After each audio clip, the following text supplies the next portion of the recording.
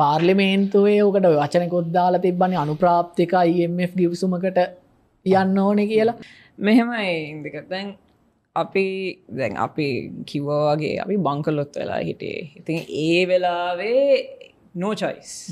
තව අපිට මොනක්වත් තිබුණ නැහැ IMF ප්‍රෝග්‍රෑම් එකක් ගන්න. හැබැයි IMF ප්‍රෝග්‍රෑම් අපි ඉස්සරම බලන්න ඕනේ IMF ප්‍රෝග්‍රෑම් එකකින් මොකද්ද වෙන්නේ ඇත්තටම.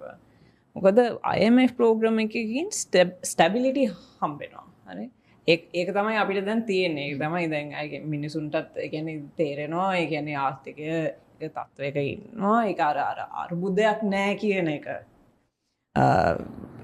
හැබැයි ස්ටැබිලිටි growth නෙමෙයි.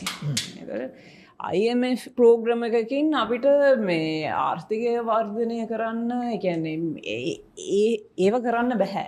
ඉතින් දැන් IMF ප්‍රෝග්‍රෑම් එකෙන් දැන් අපි දැන් එළියට එනකොට අපි growth mindset එකෙන් තමයි අපි යන්න ඕනේ. අපි පොඩි කාලේ දැන් බයිසිකල් එක පදිනකොට අර ඉස්සලම අර ස්ටැබිලයිස් අර පොඩි රෝද දෙක තියෙනවානේ.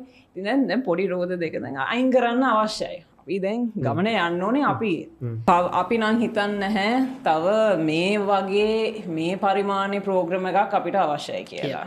ඒක නම් අපි කවුරුවත් හිතන්නේ නැහැ. හැබැයි IMF එකෙන් තියෙනවා ස්ටෑන්ඩ් බයි arrangements වගේ ප්‍රෝග්‍රෑම්ස් තියෙනවා. පාර්ලිමේන්තුවේ ඔකට වචනකොත් දාලා තිබ්බනේ අනුප්‍රාප්තික IMF ගිවිසුමකට යන්න ඕනේ කියලා.